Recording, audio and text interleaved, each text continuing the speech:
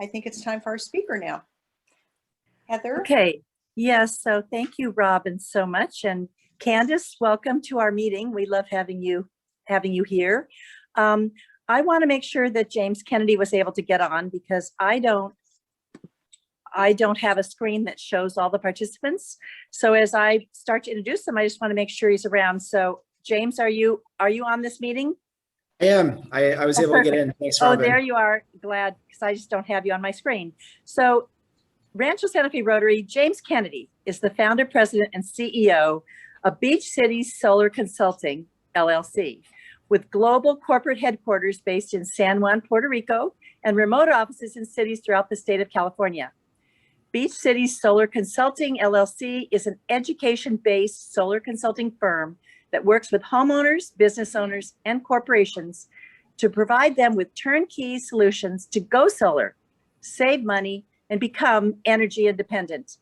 James has consulted in over 100 commercial and residential solar installations throughout California, New Mexico, New York, and Puerto Rico. James splits his time between Puerto Rico and Manhattan Beach, cares deeply about protecting the environment for future generations and getting America off fossil fuels for good. James is the vice president of the San Juan Rotary Club and recently published Solar Energy Secrets for Homeowners.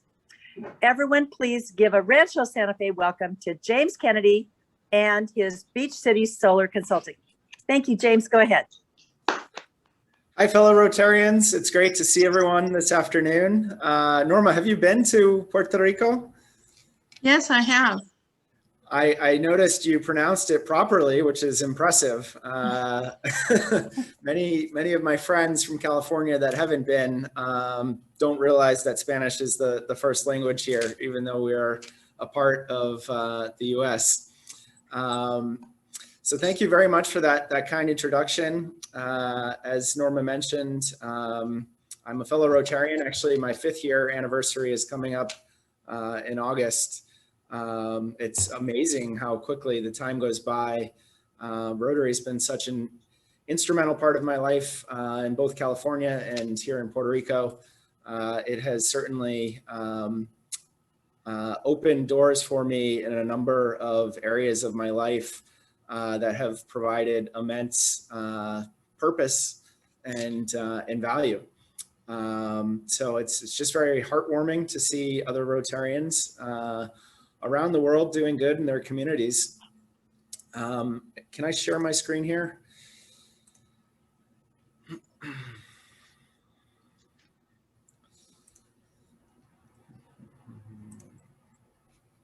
All right, you should have that. You should be Great. good to go. Thank you.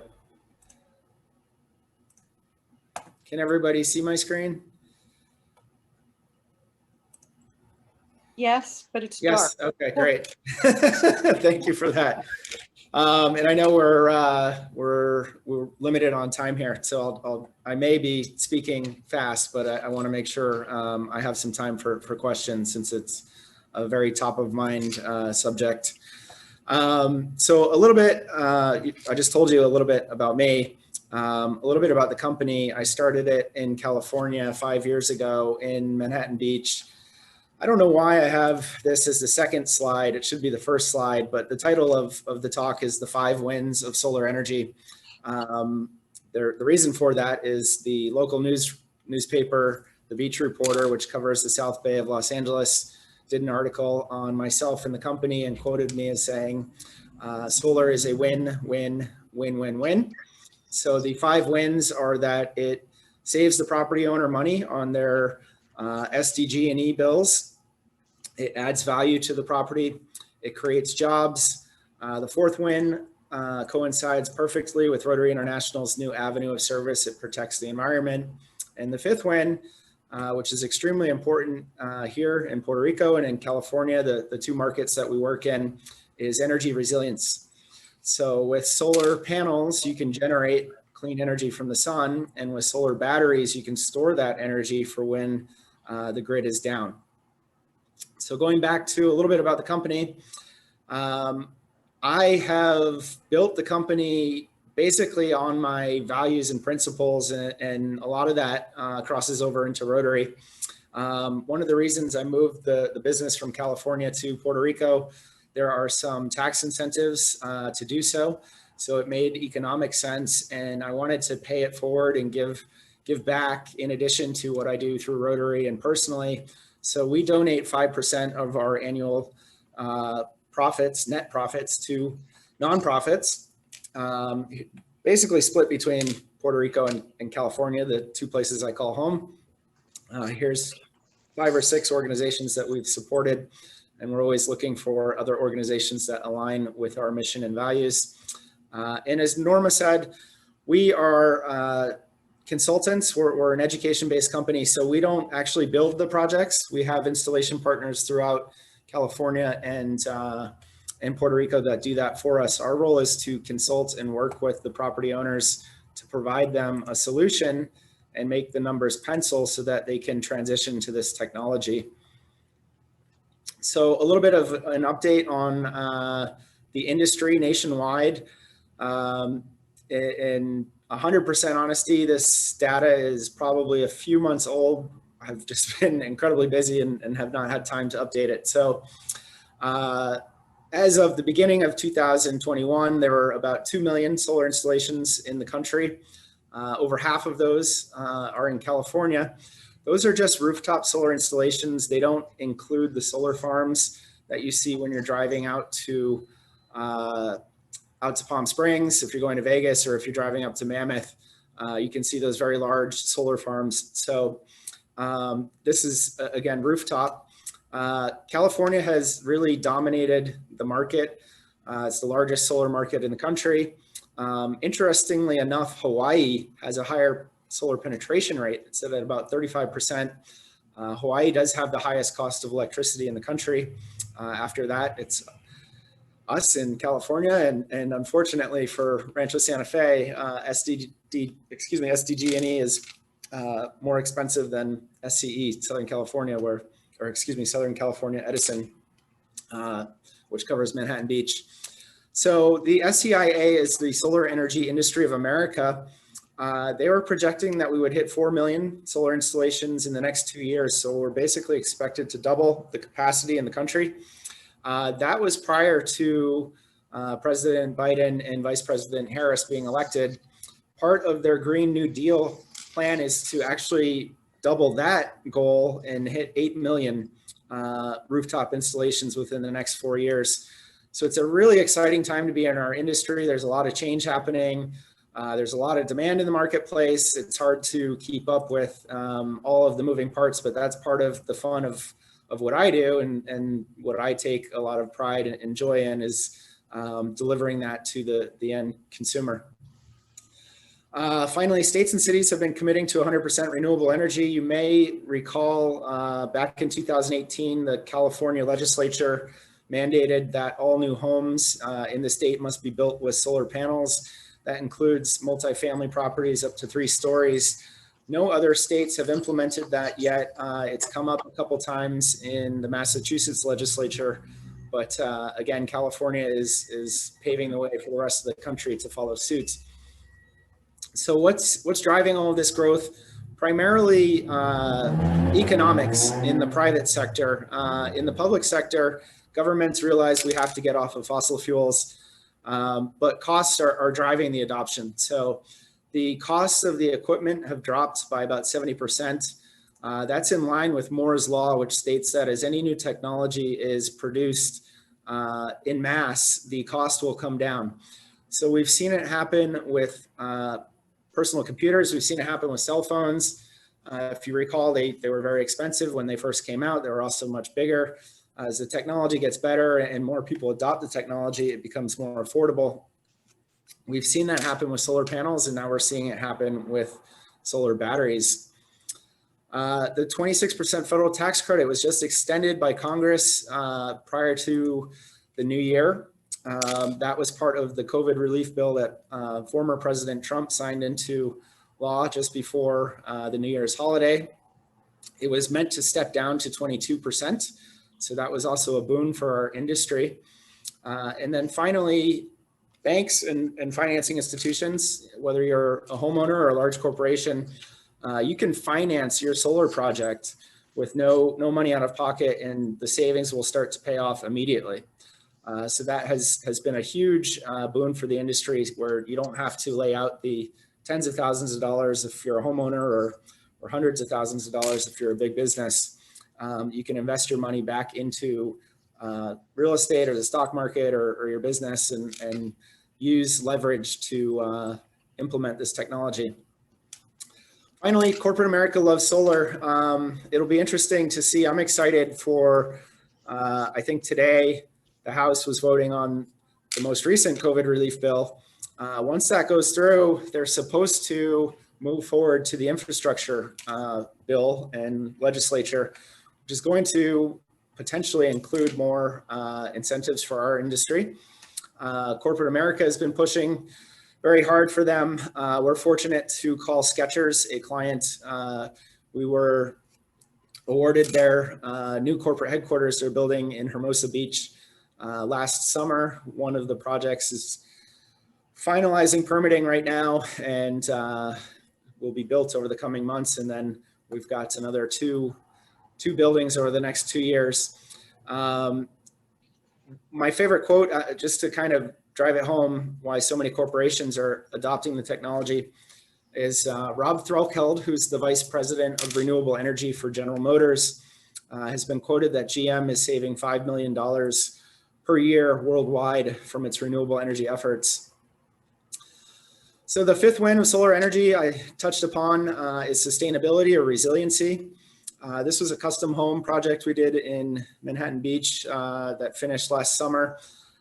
Here you've got two lithium-ion solar batteries, and over here you have the critical loads that the homeowner chose to back up. What we're seeing in the marketplace is lights, security cameras, all of the appliances in a kitchen, home office, everything that you would need when the grid is down. Since we do so much work in California, we've seen a number of homeowners back up their wine cellars. It really depends upon what people are looking to do. On the business side, solar batteries help eliminate the demand charges. If you don't have a business and don't know how utilities charge businesses, they get hit with demand charges in addition to generation. So even a business that installs solar panels is still going to be looking at a pretty hefty bill unless they implement a solar energy storage solution as well. Oh, sorry, I should have stayed on that. So the state is incentivizing this technology with a one-time cash rebate. It's based upon the size of the energy storage system and when it's installed. This program has been incredibly popular. It ran out of funding 2 years ago, and the state, I think, put another $1 billion into it. There's still money left, but it is a first come, first served basis. So at the same time, we've seen utilities, the cost of the hardware, the equipment come down. We're seeing utilities continue to raise rates. For the first time since I've been in the industry, Southern California, I haven't updated this slide. Southern California Edison is going to exceed San Diego Gas and Electric with their rate hike or increase. They are trying to raise rates 20% this year. It's pending CPUC approval. In Rancho Santa Fe, SDG&E is raising rates 17% over the next 3 years. The second win of solar energy, I was just doing a call with RE/MAX state partners in Los Angeles. We're their preferred vendor for solar energy. I did one of their corporate buildings, and I was educating their sales team about the added value a solar system adds to real estate. This is an appraisal from a home in Rancho Palos Verdes. The appraiser added $20,000 of value to the home for the solar system. What really, without getting too technical, I talk about it in my book. What you see along the coastal areas in California is anywhere from $5 to $6 per watt, but it's going to vary from community to community, and of course, based upon how big of an electric bill or how big the solar system is. So how much money you're saving with that solar system. as well as how old the equipment is. I was doing some research online yesterday, and there's an interesting site called pvvalue.com, and they use two different ways of valuing the solar systems. One is an income basis. So the solar system's warranted for 25 years. If you have 20 years left on it, they look at how much money you're saving on an annual basis and just run out the math over that time period.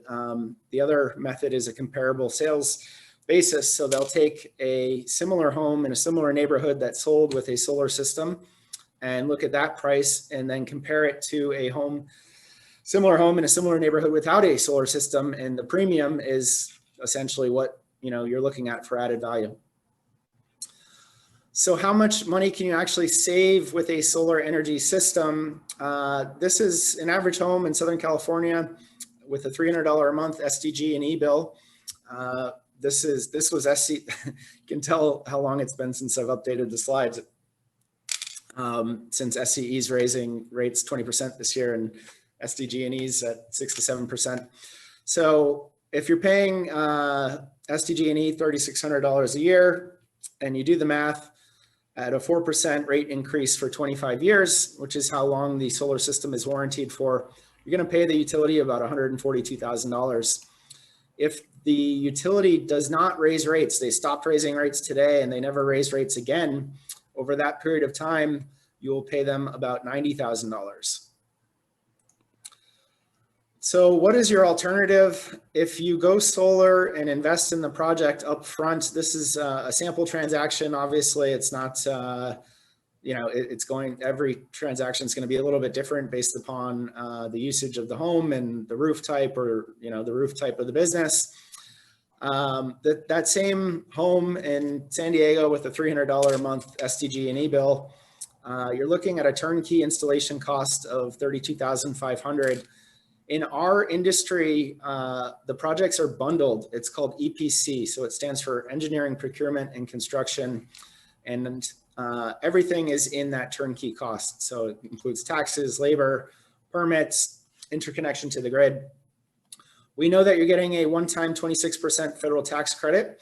That tax credit is not capped. So if you're a big business doing a $1 million solar installation, you're going to get a $260,000 federal tax credit. If you're a homeowner, you're looking at, around somewhere between $6,000 to $10,000, depending upon the size of your SDG&E bill and whether or not you install a solar battery.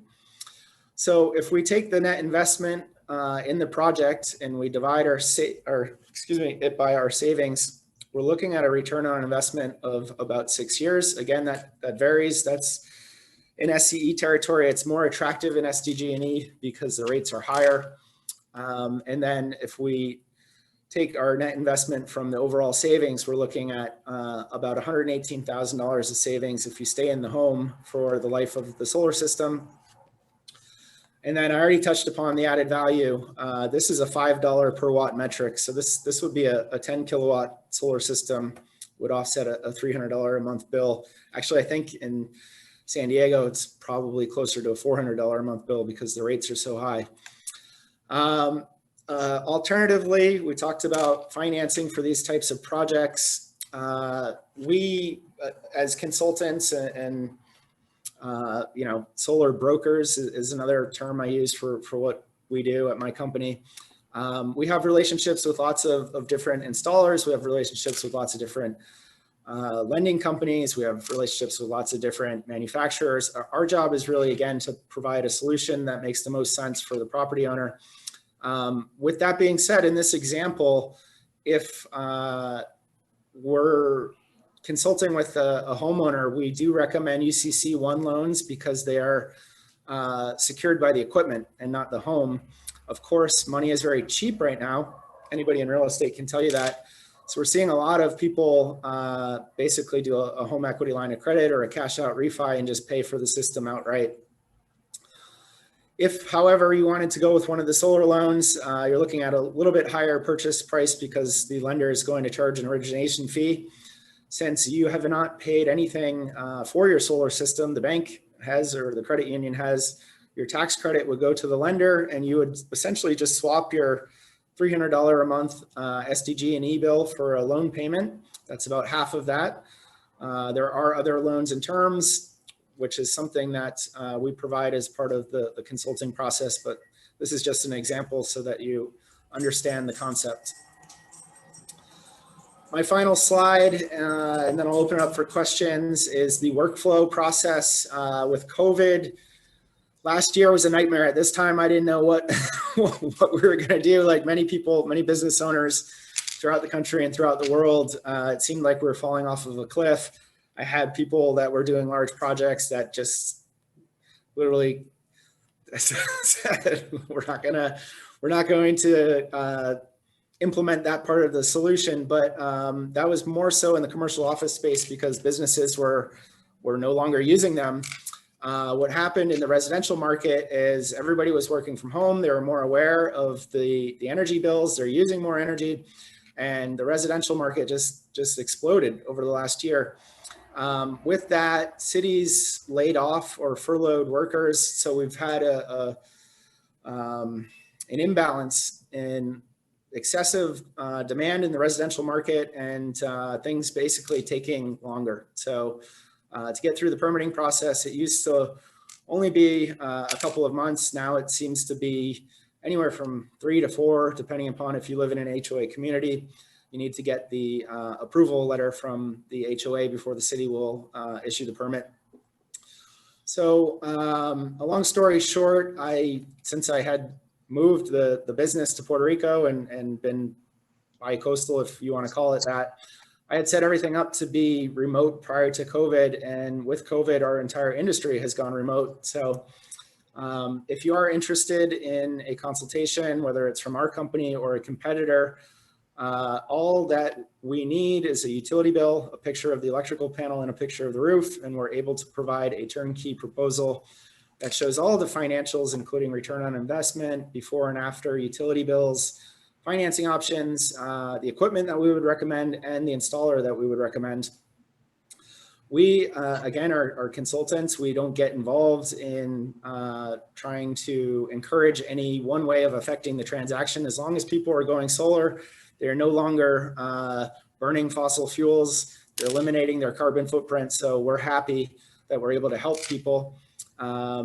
So it's really up to, the individual homeowners or the board or whomever we're working with to make that decision on their own.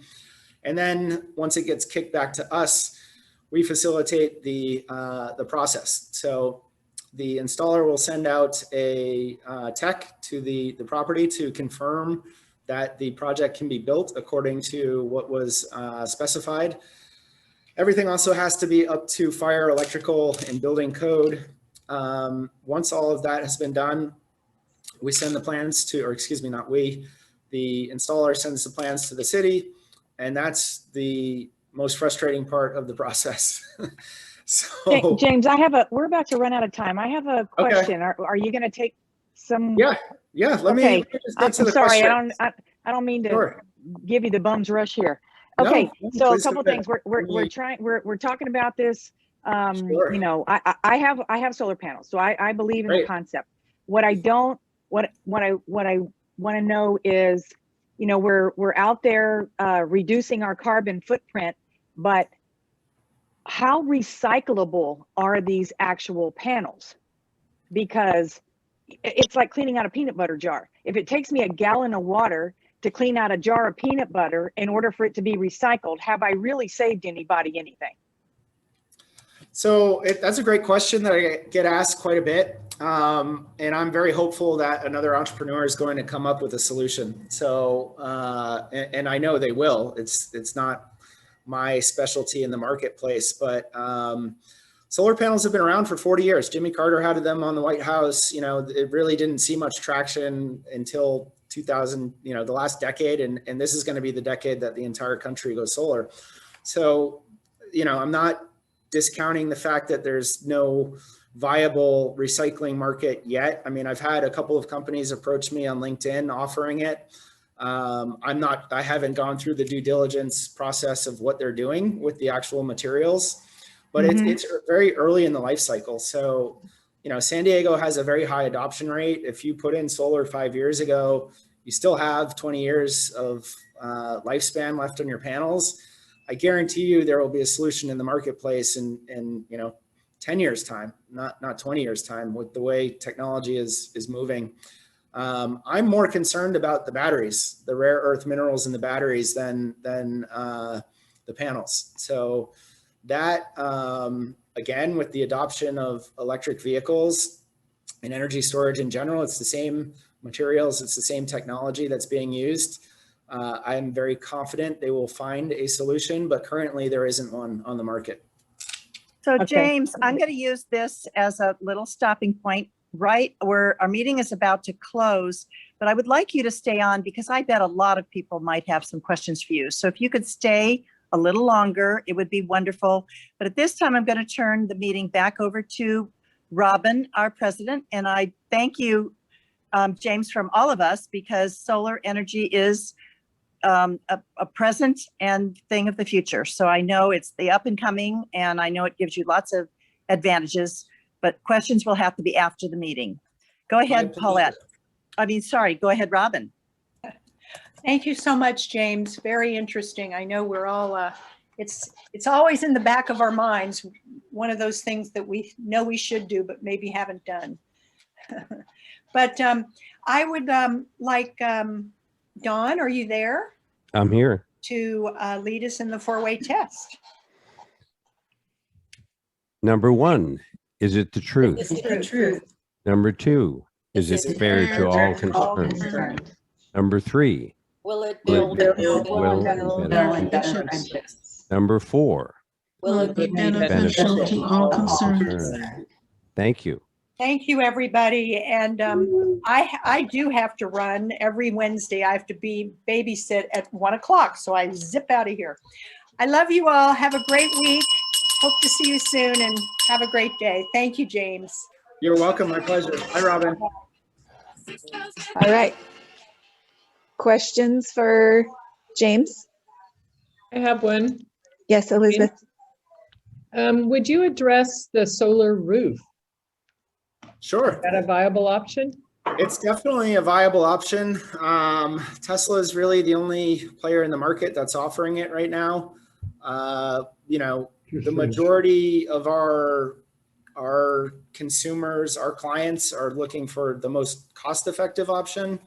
So it's just at that early phase in the adoption curve where it's a little bit more, cost prohibitive than, doing a re-roof and regular solar installation.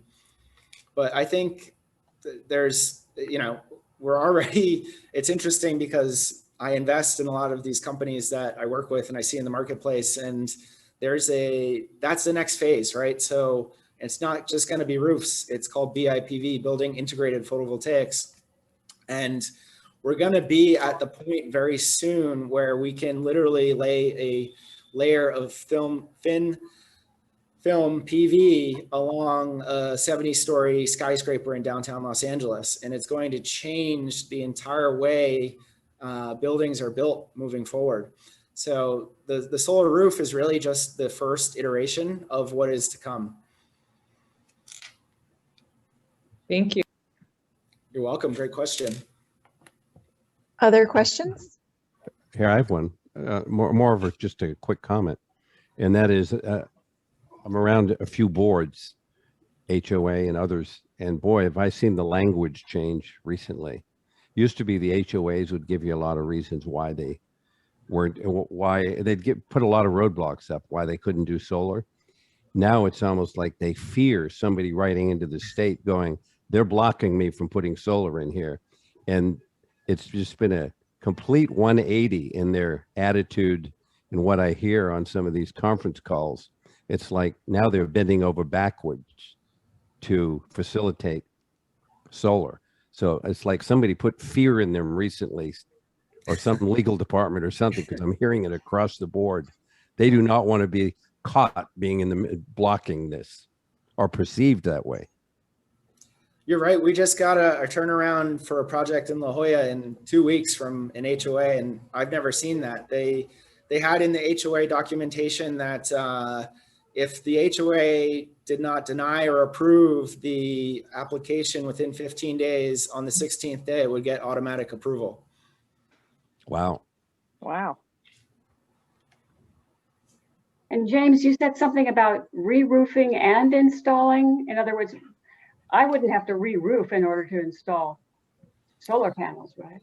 It depends on the roof. If you have a Spanish clay tile roof, you have to re-roof underneath the arrays because you can't install on that type of roof, but almost every other residential roof you can install on without any roof work. So it depends on the age of your roof. The rule of thumb in our industry, since the solar panels are going to be up there for the next 25 years, is that if your roof has less than 5 years of warranty or lifespan left on it, to re-roof at the same time you do the solar project. That way you don't have to worry about doing that again in the future. And, you know, I'm not a CPA or an accountant, and I don't give tax advice, but we see many customers take the federal tax credit on the roof work as well as the solar project when they do both together. Right, right. Oh, you Okay, get a tax deduction for the roofing as well. That's interesting. Yeah, yep. Uh-huh. And big companies are doing that as well. Paulette, did you have something else? Yeah. So James, I live in Fallbrook. I don't know if you know where that is. It's the end of the world if you ask anybody in San Diego. It's on the rim of the edge of Earth.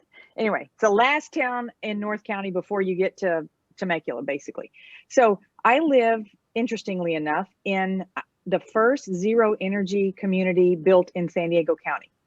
So our house came with solar panels. It came with the right everything, the right windows. I mean, it cost almost nothing to live in this house when we first bought it. But and our solar panels that were part of the buy, they're like the size of a shingle.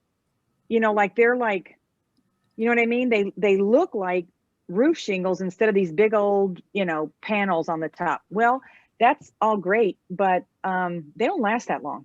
They lose their integrity pretty quick. And I have another set of panels and we need to get those replaced. So the new panels that we got, I wish I'd have never done this. I did a rental thing, you know, where I'm leasing the panels essentially for 20 years. And my question is and I don't want to do that again. If I'm going to replace these other ones, I want to, because they're not working really. I want to buy them. But how ironclad are these contracts with when you lease those panels? Because man, I looked at that thing and it doesn't look like there's any way out. I'm not a lawyer, so I don't want to get into that conversation. I haven't seen people get out of it other than, you know, buying it out. We wanted to buy it out, but there was a no buyout clause too. So I think, yeah, the guy that sold them to us, I would call the company and just negotiate and see what they're willing to do.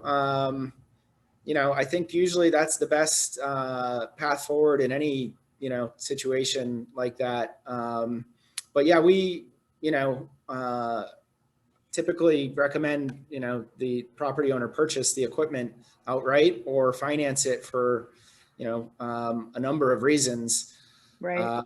But yeah, I've looked at many of those leases and it seems as if you're in there. Yeah, they got you. Unless you buy it out, you know, but you might be able to say, you know, just kind of say, look, I'm going to tear off the equipment and you want, you know, is it worth something for you to come take it out and recoup some of the value, you know, just maybe, you know, take that approach where you're going to do it with or without their permission. Yeah, exactly. Yeah. And, you know, I mean, that equipment inherently still has some value, even if it's just the materials. All right. Thanks. You're welcome. All right. Thank you so much, James. Terry. Oh, just real quick, is there a downside to, you know, I have a relatively low utility bill. My gas is higher than my electric. So. Yeah, so I'm assuming like way under $100. Not way, but about it averages $100. Okay. Yeah, that's the threshold in our industry where we, you know, kind of draw the line is over 100. It makes sense. Under, not so much. just from a pure financial standpoint. So of course, it makes sense, you know, to do the right thing for the planet as well. There are other alternatives with SDG&E. You can sign up for 100% clean energy. It's going to be slightly more than the regular rate that you're paying, but for people with low energy consumption or that might live in a condo or maybe, you know, have trees surrounding their home, you know, that makes a lot of sense. That's what I have in Manhattan Beach. So, you know, there are other options. And you know, that's where I would start. We're happy to get you a proposal if it, you know, if it's leaning toward, you know, you wanting to actually own, you know, your energy and just change the paradigm. But the downside, I would say, you know, to play devil's advocate, sometimes the aesthetics are not always what people want. We always try to hide the panels and you know, we never intentionally install on a street facing roof unless it's south facing and the homeowner wants it. So, you know, that's, oh, sorry about that. I would say those are the downsides. James, I had a question. Yeah, Kim. Have you, for a clay tile roof, which there are many of in Rancho, I've Yes. seen that rather than have a panel, there's a covering that goes over each. It's black. It's a panel, but it follows the roof line of the clay tiles rather than a panel on top. Are you familiar with that product? I'm not. I'm glad you brought that up because that's a really good solution for many homeowners in Southern California. I'm not familiar with it. And to be honest with you, I haven't actually seen it. I've seen different types of installations where they're able to get it essentially flush with the clay tiles. Usually that's from an inset when you remove the tiles and do a re-roof with composition shingle underneath, and then the panels sit flush with the roof, and you know, you're able to avoid the aesthetics in that case. But I haven't seen panels or solar modules, I guess would be a better adjective since it's not a panel, with a curved shape. I have seen at the Staples Center, they went solar a few years ago, and they have some rounded, as you're driving north on the 110, you can see, because the Staples Center is obviously a dome, the arrays are curved. So I know it's possible. I'm just not familiar with that specific product. Yeah, it seems like a good solution for the tile roof. Definitely. That's a home run if somebody can find an aesthetic product for that market. Yeah. I have a Rotary question. Do the Rotary clubs, are there some that meet and speak English, or are they all in Spanish? Great question. So the San Juan Rotary Club, we're not the biggest, but we're the only English speaking club on the island. Oh, There's okay. 27 other clubs and they all speak Spanish. And my Spanish is not good enough to be in any of them. So I stick with the San Juan Club. I have a friend moving to Puerto Rico, so I'll introduce her. Yeah, please do. Okay. And if anybody is interested in collaborating on any projects, please feel free to reach out to me. We are fortunate where, you know, obviously San Juan is the largest city in Puerto Rico. A lot of aid comes from the U.S. clubs, and we're able to do a lot of good here because we are English speaking. And, you know, there's people like myself, other Rotarians that have moved from the States and kind of go back and forth. So we have relationships with clubs on the mainland, and it's a lot of fun to partner and go visit those projects when people come here. I was going to mention that I was in a club in St. Thomas, St. Thomas Rotary Club 2. And for years, this is 30 years ago. And I think you'd be in the same district because we had district meetings and stuff all the time. But I was in that in a Rotary club down in the islands. I've seen your, I've seen the welcome sign in St. Thomas from the Rotary Club at St. Thomas At International. the airport. Yeah. We're in, Puerto Rico has its own district because there are so many clubs, but unfortunately, I think what may happen is we're going to end up merging with other local clubs in the Caribbean because, you know, much like overall Rotary, the membership has been declining, unfortunately. So it'll be interesting to see how that progresses. I personally, one of the things that I've wanted to do in our club is more partnerships with other, you know, local clubs. So like you said, in the US Virgin Islands or in Central America, as you guys talked about in the meeting, there's a ton of need. That project the past district governor was talking about in Ecuador is phenomenal. So, you know, I put my email in the chat. If anyone is in the neighborhood on the island, come say hello. If you have interest in collaborating on any projects, please let me know. Great. Thank you so much, James. We really appreciate it. Have a My good day, pleasure. everyone. Take care, everyone.